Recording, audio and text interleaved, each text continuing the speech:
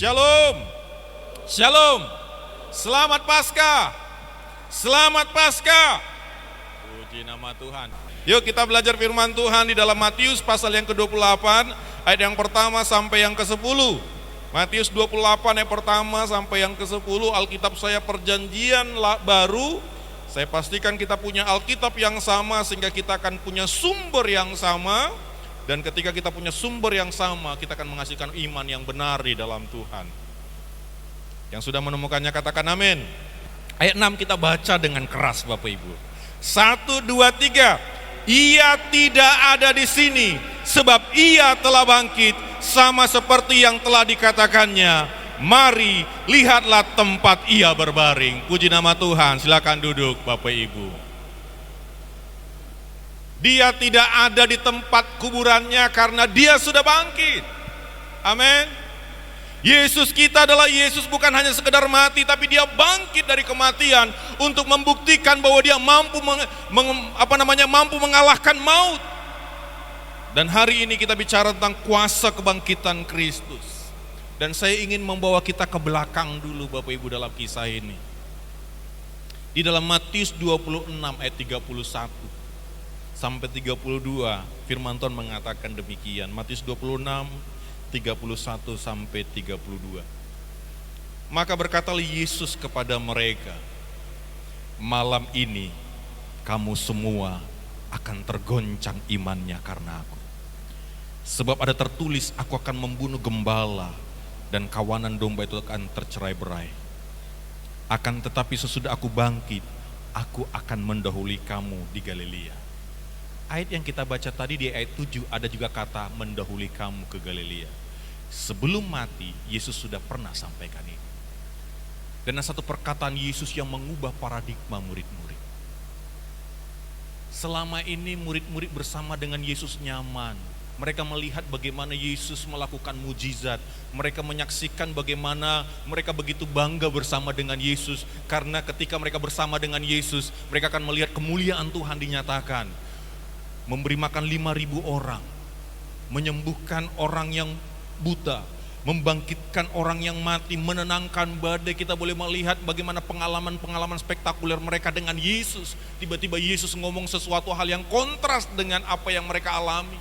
Kontras dengan pengalaman-pengalaman hidup mereka. Dan Tuhan Yesus berkata seperti ini Bapak Ibu, malam ini semua kamu akan tergoncang imannya karena aku. Ada istilah di dalam ilmu penerbangan namanya turbulensi. Turbulensi itu adalah satu goncangan yang membuat pesawat itu kalau dalam keadaan yang sangat fatal bisa terjadi kecelakaan di udara. Murid-murid mengalami yang namanya turbulensi dalam pengalaman rohani mereka. Tiba-tiba mereka digoncang. Dan Bapak Ibu ternyata ketika saya baca dalam bahasa Yunani, kata turbulensi itu, kata digoncang itu namanya skandalize. Skandal loh Bapak Ibu. Artinya itu sampai kepada tahap kecewa dan menolak. Menjadi batu sandungan, meninggalkan, meragukan. Jadi ketika ada goncangan itu membuat orang tergoncang itu bisa sampai kecewa dan akhirnya menolak. Bisa sampai akhirnya meragukan, bisa sampai akhirnya meninggalkan, bisa menjadi batu sandungan apa yang sedang terjadi itu. Dan kalau kita melihat apa yang dialami murid Yesus itu terjadi. Kalau Bapak Ibu baca, mulai dari kisah Taman Getsemane sampai akhirnya Yesus disalibkan di Bukit Golgota. Di mana murid-muridnya? Kalau kita baca di dalam Matius 26 ayat 56. Matius 26 ayat 56. Akan tetapi semuanya ini terjadi supaya genap yang tertulis di dalam kitab nabi-nabi. Lalu semua murid itu meninggalkan dia dan melarikan diri Bapak Ibu. Mereka yang sehari-hari bersama dengan Yesus, ketika mereka mengalami turbulensi dalam hidup mereka, mereka meninggalkan Yesus. Mereka kecewa dan menolak Yesus. Saya nggak tahu dalam kerumunan ramai ada pawai, tapi pawainya bukan pawai menyenangkan. Karena mereka menyaksikan ada seorang pribadi yang harus memikul salib yang begitu beratnya. dan diolok-olok, dia dihina Bapak Ibu. Yesus via dolorosa Bapak Ibu jalan salib sampai ke Golgota. Bapak Gembala sudah pernah ke sana.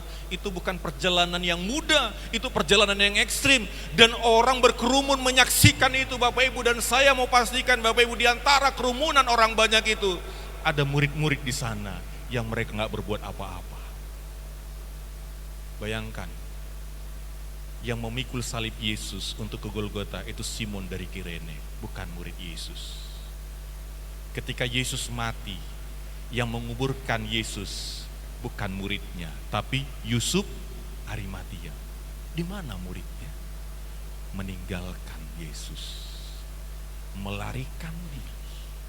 Karena ada satu goncangan dalam kehidupan mereka, diporak-porandakan iman mereka, dibenturkan. Ada istilah namanya digoncang kantornya, dibenturkan, terbentur, sehingga menghasilkan satu kepanikan yang begitu luar biasa, ketakutan yang luar biasa.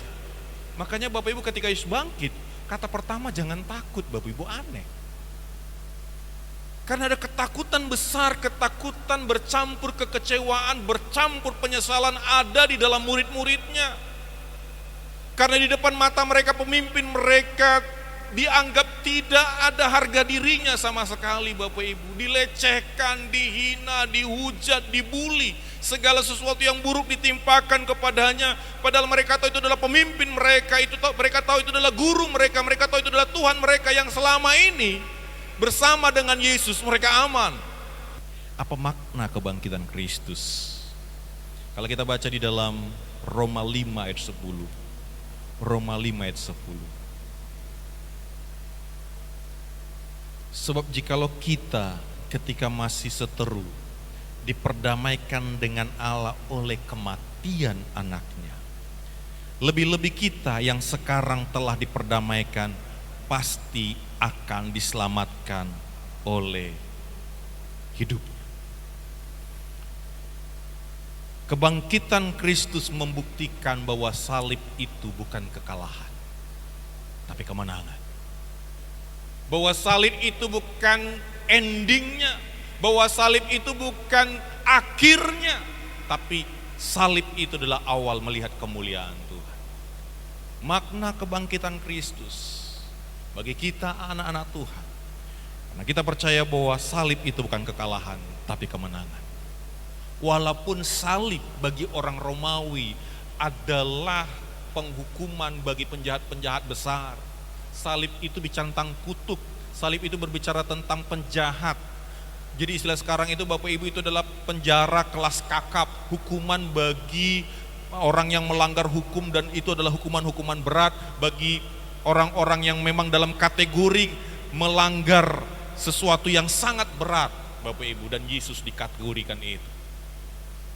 Bagi orang mungkin ini kelemahan, tapi bagi Yesus itu adalah kekuatan untuk mengalahkan maut Bapak Ibu. Sebab kita tahu ketika kita masih seteru diperdamaikan oleh kematian Kristus. Bapak Ibu saudara kasih dalam nama Tuhan Yesus, upah dosa adalah maut, dan maut itu adalah neraka Bapak Ibu. Dan saya ingin sampaikan seperti ini Bapak Ibu kepada kita jemaat Tuhan. Agama adalah produk manusia yang didesain untuk membuat manusia bisa berjumpa dengan Tuhan. Makanya dalam agama itu ada kumpulan aturan-aturan, kumpulan perintah-perintah, dan kumpulan larangan-larangan, dengan harapan ketika kita mengikuti aturan dan tidak melanggar larangan, kita akan menikmati dan berjumpa dengan Tuhan. Tetapi ternyata gak mampu. Makanya bicara tentang salib, berbicara tentang Allah yang melihat keterpurukan manusia berdosa, yang ujung-ujungnya adalah neraka. Dan dia sangat mengasihi manusia, tetapi kasihnya itu tidak bisa dipisahkan dari kekudusannya. Kasihnya itu tidak bisa menyentuh manusia yang berdosa. Makanya ada satu tindakan yang ekstrim yang Tuhan lakukan. Dia tinggalkan sorga, berinkarnasi menjadi manusia, tinggal dalam rahim seorang perawan Maria 9 bulan dan dilahirkan. Tindakan yang sangat ekstrim. Bayangkan Bapak Ibu, Allah yang maha menjadi Allah yang minus di dalam kemanusiaan. Allah yang menjadi Allah yang transenden, menjadi Allah yang lemah karena dia ada dalam rahim seorang wanita manusia berdosa. Dan dia lahir dalam proses yang normal sebagai manusia. Dan dia hidup sebagai manusia. Dan ketika dia usia 30 tahun, dan ketika Taman Getsemani dia berkata, Tuhan jikalau boleh sekiranya cawat ini berlalu daripadaku, tapi jangan kehendakku, kehendak-Mu yang jadi. Ada satu misi yang harus dijalankan Yesus datang ke dunia, itu menyelamatkan kita. Dan jalan satu-satunya menyelamatkan manusia adalah menjadi manusia dan menggantikan kita yang berdosa. Logikanya Bapak Ibu, harusnya kita ini dicambuk, harusnya kita dihukum, tapi digantikan Yesus yang dicambuk dan dihukum. Logikanya kita yang harus ditampar, tapi Yesus yang harus menerima tamparan. Logikanya kita yang harus diremukkan, tapi Yesus mengambil alih dan dialah yang diremukkan. Dan dia harus lakukan itu supaya kita selesai dengan masalah dosa. Kematian Kristus mendamaikan kita dengan Tuhan, supaya kita bisa berdamai dengan Allah yang kudus itu. Karena darah Kristus itu menyucikan manusia berdosa. Darah Kristus itu mengampuni manusia berdosa, tapi tidak cukup didamaikan. Makanya butuh kebangkitan Kristus supaya memberikan kita kemenangan. Sekarang kita diperdamaikan dan kita akan diselamatkan. Yesus butuh bangkit supaya kita diselamatkan. Tanpa kebangkitan Kristus kita nggak bisa diselamatkan Bapak Ibu. Oleh karena ini satu paket, bicara tentang Paskah, itu bicara tentang kematian dan kebangkitan Kristus. Oleh karena itu Bapak Ibu, mari kita belajar pertama, bahwa kebangkitan Kristus membuktikan bahwa salib itu bukan kekalahan, tapi kemenangan. Murid-murid yang tergoncang itu bukan akhir dari segalanya. Yang berikutnya Bapak Ibu, kita mau baca di dalam ayat yang ke-7. Dan segeralah pergi dan katakanlah kepada murid-muridnya bahwa ia telah bangkit dari antara orang mati. Ia mendahului kamu ke Galilea, di sana kamu akan melihat dia, sesungguhnya aku telah mengatakannya kepadamu. Bapak Ibu saudara kasih, yang kedua saya ingin sampaikan lewat firman Tuhan ini, kuasa kebangkitan Yesus itu memberikan kita kesempatan kedua.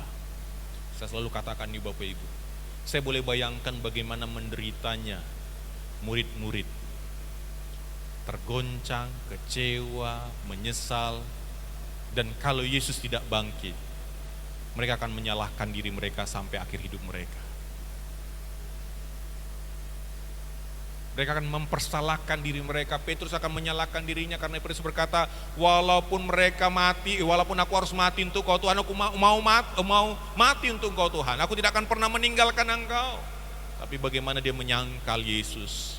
Dan sebenarnya bukan hanya Petrus saja yang menyangkal, semua muridnya menyangkal. Semua muridnya mengingkari bahwa mereka kenal Yesus. Semua muridnya mengingkari bahwa mereka adalah murid Yesus. Bayangkan Bapak Ibu. Tapi kita melihat bagaimana kebangkitan Kristus memberikan mereka kesempatan untuk belajar dari kesalahan. Dan kita mulai melihat Bapak Ibu, mayoritas murid, semua murid mati martir. Padahal mereka pernah tinggalkan Yesus, padahal mereka pernah menolak Yesus, mereka kecewa dengan Yesus.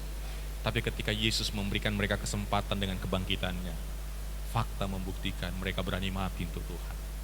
Bahkan Petrus menantang maut di datang ke Roma. Dan dia berkata ketika dia mau disalibkan, jangan salibkan aku dengan kepala ke atas karena aku gak layak seperti Yesus. Salibkan aku dengan kepala ke bawah.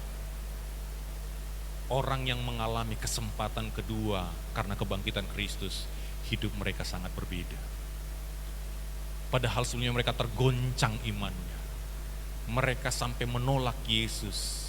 Mereka tidak ada bersama dengan Yesus di dalam masalah. Tapi akhirnya kita boleh melihat bagaimana mereka mengalami sesuatu yang luar biasa.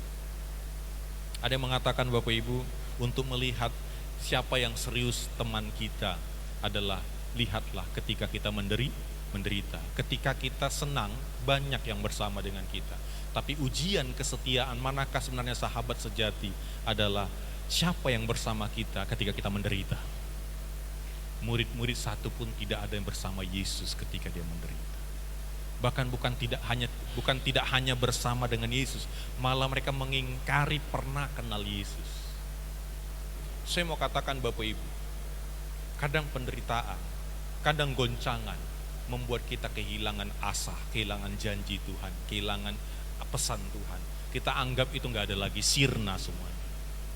Murid-murid gak pernah terpikir, padahal Yesus sudah berapa kali katakan, aku bangkit loh. Tapi ketika mereka mengalami turbulensi itu, mereka gak pernah lagi mikirkan itu. Udah lupa semua ayat, lupa semua ayat mas, ayat liturgi, gak ada lagi yang mereka hafal Bapak Ibu. Lupa janji-janji Tuhan dalam hidup mereka, lupa bagaimana Tuhan pernah lakukan sesuatu bagi mereka. Makanya penting sekali kata, aku mendahului kamu ke Galilea. Saya penasaran Bapak Ibu, kenapa kata ini diulang? Ya. Ayat 10 juga dikatakan, maka kata Yesus kepada mereka, tadi malaikat yang ngomong, sekarang Yesus ngomong, jangan takut, pergilah katakan kepada saudara-saudaraku supaya mereka pergi ke Galilea. Kebangkitan Yesus, mereka berjumpa di Galilea. Ada apa dengan Galilea? Seberapa penting Galilea bagi murid-murid? Dan ketika saya telusuri Bapak Ibu, Galilea adalah tempat di mana mereka memulai semuanya. Yesus memanggil murid-muridnya di Galilea, di Danau Galilea. Mujizat pertama Tuhan lakukan di perkawinan Kana itu di Galilea. Semua kisah-kisah romantisme, kisah-kisah pengalaman mereka bersama Tuhan ternyata dimulai dan paling banyak itu dilakukan di Galilea. Galilea punya cerita bagi murid-murid. Dan di situ jugalah mereka mengalami pemulihan dengan Tuhan. Bapak Ibu Saudara kasih nama Tuhan Yesus. Pada pagi hari ini saya ingin mengajak kita belajar bersama-sama dari firman Tuhan ini. Tuhan ingin memulihkan murid-murid dari ketakutan, kekecewaan, dan penyesalan. Makanya dimulai dengan kata jangan takut. Karena mereka ada ketakutan yang begitu luar biasa. Orang kalau sudah takut Bapak Ibu, gak tahu lagi mana yang benar, mana yang salah. Gak tahu lagi logikanya itu benar apa enggak. Gak tahu lagi karena udah ketakutan, sudah panik, sudah mengalami namanya turbulensi Bapak Ibu. Wah. Mari kita belajar menikmati kesempatan kedua. Di sana kamu akan melihat dia, aku akan mendahului kamu Galilea. Dimulai kembali kisah mereka. Pernah gak Bapak Ibu, maafkan saya lah, bukan saya coba mengungkit kisah lalu. Bapak Ibu yang kehilangan orang yang kita sayang. Pernah gak Bapak Ibu ketika lihat ada satu tempat di mana Bapak Ibu pertama kali mungkin bertemu dengan dia di situ ya. Ketika lihat tempat itu, aku ingat sekali dia kasih silver queen gitu Bapak Ibu ya. Mungkin kita merasa oh ya seolah-olah hidup gitu ya, seolah-olah dia ada. Itu yang Yesus sedang kondisikan di Galilea. Karena memulihkan orang yang tergoncang itu gak mudah. Orang kalau sudah mengalami goncangan gak bisa katakan, sabar, gak bisa, prosesnya lama. Apalagi sudah sampai kecewa dan menolak. Gak gampang. Istri-istri, suami-suami yang dikecewakan pasangannya gak gampang menerima, benar gak? Kalau sudah kecewa. Apalagi dilihat di depan matanya pasangannya selingkuh. Ya, selingkuh dengan teman dekatnya pula, kan gitu Bapak Ibu. Itu kan sinetron Bapak Ibu ya. Sinetron ya, kali kisah nyata mudah-mudahan tidak ada yang seperti itu, amin. Coba lihat Bapak Ibu, mari kita renungkan kembali. Berapa sering kita mengatakan Tuhan aku akan lakukan ini, tapi ternyata kita melawan apa yang kita katakan. Saya kadang mengingat-ingat Bapak Ibu, dulu saya ngomong apa ya kok gini ya.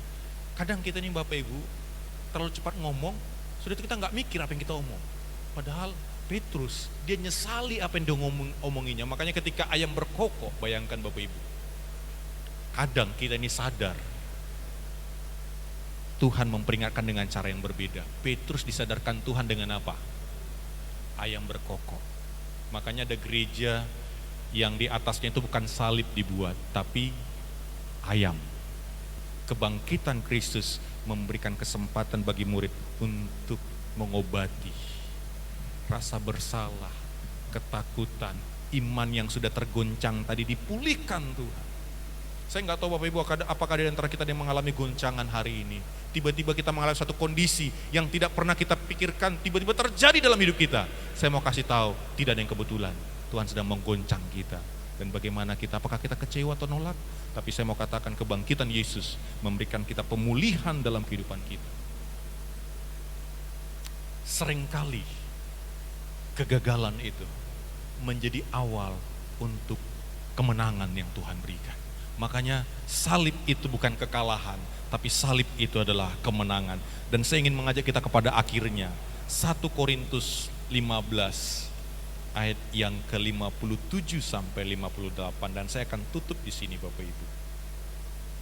Tetapi syukur kepada Allah yang telah memberikan kepada kita kemenangan oleh Yesus Kristus Tuhan kita. Karena itu saudara-saudaraku yang kekasih, berdirilah teguh, jangan goyah, dan giatlah selalu dalam pekerjaan Tuhan, sebab kamu tahu bahwa dalam persekutuan dengan Tuhan jeripayamu tidak sia-sia. Orang yang mengalami kuasa kebangkitan yang Kristus yang pertama adalah mereka bersyukur kepada Allah, karena Tuhan sudah memberikan kemenangan kepada dia.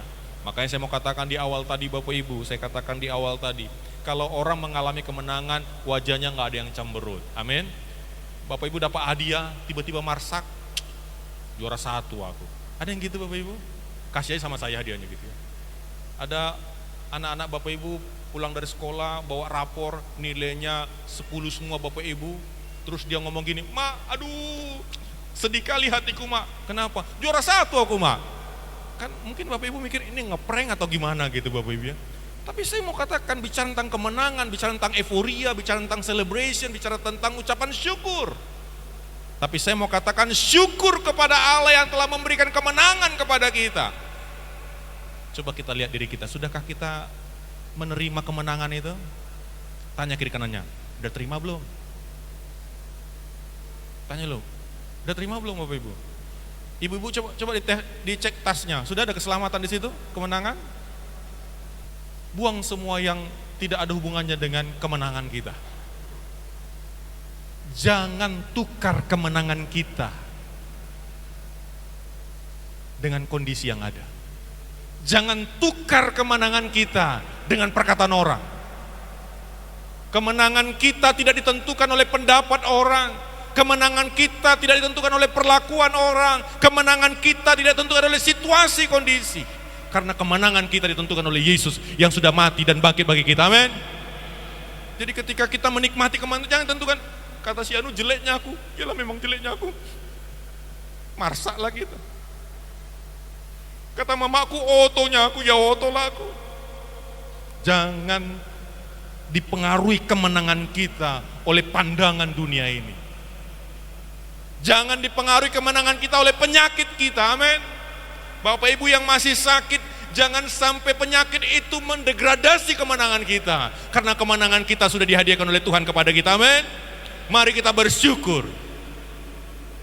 Mari yang sakit katakan, terima kasih Tuhan, aku berkemenangan walaupun aku masih sakit. Walaupun aku masih punya masalah, walaupun aku masih punya pergumulan, tapi saya yakin kemenangan saya tidak pernah dipengaruhi oleh pergumulan saya. Karena kemenangan yang Tuhan berikan itu adalah kemenangan yang lunas dibayar, tidak kredit, tidak dicicil. Itu poin yang pertama. Orang yang menikmati kemenangan adalah orang yang bersyukur dengan kemenangan itu.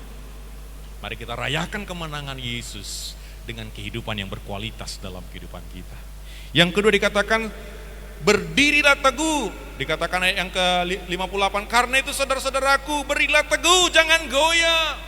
Jangan mau digoncangkan lagi oleh ada apapun kondisi ini.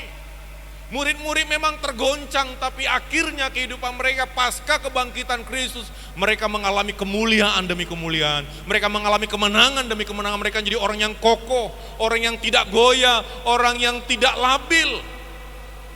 Saya mau katakan Bapak Ibu, kita tidak bisa menentukan situasi yang akan kita alami, tapi kita menentukan sikap kita terhadap situasi yang kita alami. Kita nggak bisa memilih situasi apa yang akan terjadi dalam kehidupan kita. Kita nggak bisa memilih pendapat orang tentang kita, tapi kita menentukan apakah kita meresponinya. Tapi ayat firman Tuhan mengatakan orang yang mengalami kemenangan berdiri teguh, tidak goyah. Tidak pelin-pelan Bapak Ibu, sebentar rajin, sebentar adalah tergantung kondisi terus. Bapak Ibu, hidup kita harusnya mengatasi kondisi, bukan bergantung kepada kondisi. Saya mau katakan Bapak Ibu, berilah teguh, jangan gampang goyah. Kondisi itu apapun yang terjadi seringkali bisa membuat kita goyah dalam kehidupan ini. Kita mau milih mana Bapak Ibu ketika kita masih melihat kenyataan, masih banyak pergumulan kita, masih banyak masalah kita, masih jatuh bangun kita ikut Tuhan. Tapi kalau kita lihat kebenaran, bahwa kemenangan itu adalah milik kita. Sekarang kita mau fokus mananya, kebenarannya apa kenyataannya. Kalau kita fokus kepada nyataannya, makin lemahlah kita, makin jatuhlah kita. Akhirnya kita berkata, ku ingin tetap di sini dengan kegagalanku. Tapi ketika kita berdasar kepada kebenaran, kita akan bisa melihat kehidupan dengan cara yang berbeda. Berdirilah teguh, jangan goyah. Mari menjadi anak Tuhan yang berdiri teguh. Amin. Lihat kiri kanannya, berdiri teguh, jangan goyah. Jangan karena masalah tinggalkan Tuhan. Bilang gitu. Suaminya bilang sama istrinya, jangan karena gajiku berkurang, jadi malas kita ke gereja. Ya. Jangan gara-gara uang dapur berkurang jadi malas. Teguh, tidak dipengaruhi oleh kondisi. Yang remaja, jangan gara-gara belum dapat kerja nggak setia sama Tuhan. Amin. Atau jangan karena sudah dapat kerja dia nggak setia sama Tuhan. Berdiri teguh. Jangan gara-gara belum ada yang lirik, yang seiman, udahlah nggak apa-apa lah, siapa saja yang melirik, lirikan matamu 1.500 gitu ya Bapak Ibu ya. Udahlah. Mari kita berdiri teguh, jangan goyah. Amin. Kalau kita mengalami kuasa kebangkitan Kristus, berdirilah teguh, jangan goyah, jangan mudah diombang-ambingkan oleh banyak hal. Karena ketika kita mengalami turbulensi, Tuhan buktikan dengan kebangkitannya sehingga dia bisa mengobati turbulensi kita. Dan kita menjadi pribadi yang semakin kuat. Terkadang saya pernah mengatakan gini Bapak Ibu, dibenturkan, akhirnya kita terbentuk. Kadang orang yang mengalami turbulensi itu lebih siap menghadapi banyak hal dalam kehidupan. Goncangan ternyata membuat kita semakin lebih berkelas. Murid-murid lebih berkelas setelah mereka mengalami guncangan. Dulu mereka hanya di belakang Yesus. Yesus pembuat mujizat, mereka hanya penonton terkadang. Tapi ketika pasca kebangkitan, mereka yang dipakai Tuhan melakukan itu. Kadang goncangan itu membuat kita semakin naik level. Jangan takut dengan goncangan. Kalau hari ini Bapak Ibu digoncang Tuhan, ekonomimu digoncang, penyakitmu digoncang, kesehatanmu digoncang, imanmu digoncang, rencanamu tidak berjalan seperti yang engkau rindukan, engkau berharap harusnya seperti ini loh, tapi tiba-tiba rencana Tuhan itu berbeda 180 derajat membuat terjadi goncangan. Mungkin ada peristiwa insidental yang kita alami yang membuat kita tergoncang, tapi saya mau katakan, orang yang berkemenangan, dia berdiri teguh dan tidak goyah. Dan yang terakhir, di ayat yang sama, dan giatlah selalu dalam pekerjaan Tuhan. Orang yang berkemenangan, dia tidak lagi berpikir tentang masa lalu, tapi dia berpikir tentang bagaimana menjadi pribadi yang produktif. Lawan dari produktif adalah merugikan. Kemenangan membuat kita bisa bebas melakukan. Kemenangan membuat kita menjadi manusia yang merdeka untuk melakukan banyak hal. Di dalam Galatia 5 ayat 13 dikatakan gini Bapak Ibu. Saudara-saudara, memang kamu telah dipanggil untuk merdeka, tapi janganlah kamu mempergunakan kemerdekaan itu sebagai kesempatan untuk hidup dalam dosa, melainkan layanilah seorang akan yang lain oleh kasih. Jadi ketika kita menjadi orang yang berkemenangan, kita punya kesempatan untuk melayani, kita punya kesempatan untuk berbuat kasih, kita punya kesempatan untuk berbuat baik. Karena apa? Kita menjadi orang yang berkemenangan. Ketika kita terjajah, ketika kita diperbudak, dibelenggu, kita gak bisa melakukan apa yang jadi kerinduan kita. Kita gak bisa melakukan satu karya, kita hanya mengalami tekanan demi tekanan. Tapi ketika kita sudah merdeka, kita bebas. Tangan kita bebas untuk memuji Tuhan, mulut kita bebas untuk memuji Tuhan, tangan kita melakukan hal yang baik. Oleh karena itu pada saat pagi hari ini saya ingin sampaikan kepada kita jemaat yang berkati Tuhan. Alami kuasa kebangkitan Kristus. Bapak Ibu, Yesus sudah bangkit loh. Itu fakta sejarah. Tapi jangan sampai kebangkitan itu jadi sia-sia ketika kita tidak hidupi dalam kehidupan kita. Yesus tidak pernah pilih kasih dengan kita. Alkitab mencatat karena begitu besar kasih Allah akan dunia ini sehingga Ia mengaruniakan ayat tunggal. Yesus mengasihi semua manusia. Tapi penentunya adalah yang terakhir. Setiap orang yang percaya kepadanya tidak binasa. Bukan semua dunia tidak binasa. Tapi setiap orang yang percaya. Yesus mati untuk kita. Yesus bangkit untuk kita. Tapi apa semua menikmati kemenangan? Tidak. Karena ada orang yang tidak mau menikmati dan menghargai kemenangan itu. Dia menganggap itu sesuatu yang remeh, sesuatu yang biasa saja, standar. Tapi saya mau katakan hadiah kemenangan yang diberikan Kristus adalah sesuatu yang mulia, sesuatu yang berharga, sesuatu yang sangat mahal, yang jangan pernah kita sia-siakan. Karena itulah kebutuhan mutlak manusia, kemerdekaan, freedom. Bayangkan Bapak Ibu, untuk Indonesia merdeka, berapa banyak pejuang-pejuang yang mereka sudah mengorbankan darah mereka. Mereka mengorbankan hidup mereka demi kemerdekaan kita. Ratusan, bukan mungkin jutaan pahlawan yang telah meninggal untuk kemerdekaan bangsa Indonesia. Itu mulia, berharga. Apalagi kematian Kristus di atas kayu salib. Oleh karena itu, yuk kita maknai kebangkitan Kristus. Giatlah selalu dalam pekerjaan Tuhan. Jangan lagi mengatakan gini, gak bisa aku lepas dari sini. Tidak ada alasan tidak bisa. Karena Yesus sudah memberikan kita kemenangan. Gak bisa aku lepas dari rokok. Gak bisa aku lepas dari mabuk. Bisa. Yesus memberikan garansi bagi kita lewat kematiannya dan kebangkitannya. Gak bisa aku jadi istri yang baik. Gak bisa aku jadi suami yang baik. Gak bisa aku jadi suami yang bertanggung jawab. Gak bisa aku bangun tidur cepat. Bisa. Yesus sudah memberikan garansi kemenangan. Ketika Yesus menang atas maut, menang atas masalah hidup, menang atas tipu daya iblis, Bapak Ibu. Jangan sampai jadikan iblis tertawa di atas penderitaan kita. Karena harusnya dia yang menderita, jangan kita yang menderita lagi. Karena kemenangan yang Tuhan hadiahkan itu paket komplit, lunas, dibayar. Ketika Yesus memberikan keselamatan itu lengkap, Bapak Ibu, BPKB-nya dikasih, STNK-nya dikasih, semuanya dikasih. Difasilitasi kita. Sekarang kita gunakan apa enggak kemerdekaan itu, kemenangan itu? Kita bisa. Bapak-bapak, ibu-ibu, anak-anak muda bisa. Engkau bisa lepas dari pornografi, engkau bisa lepas dari kecanduan game, engkau bisa lepas dari malasmu, engkau bisa lepas dari kenakalanmu, engkau bisa. Karena apa? Yesus sudah memberikan garansi itu, dan kemenangan itu diberikan kepada kita. Dan orang yang berkemenangan katakan, giatlah dalam pekerjaan Tuhan. Apa itu pekerjaan Tuhan? Ketika kita melakukan panggilan kita. Apa panggilan kita? Sebagai suami, kita jadi kepala, kita jadi pemimpin, kita bertanggung jawab untuk keluarga kita. Sebagai istri, kita menjadi istri yang bijak, bendahara yang bijak, kita bisa mengelola keuangan dengan bijak. Itulah panggilan kita. Sebagai jemaat, kita menjadi jemaat yang bertumbuh, yang berbuah. Sebagai pelayan, kita melakukan tugas kita. Itulah pekerjaan Tuhan. Pekerjaan Tuhan itu, Bapak Ibu, bukan berbicara hanya tentang kita nyanyi-nyanyi, enggak. Pekerjaan Tuhan itu segala sesuatu yang di dalamnya nama Tuhan dipermuliakan. Dan kita melakukan kehendak Tuhan lewat itu. Ini firman Tuhan bagi kita di pagi hari ini.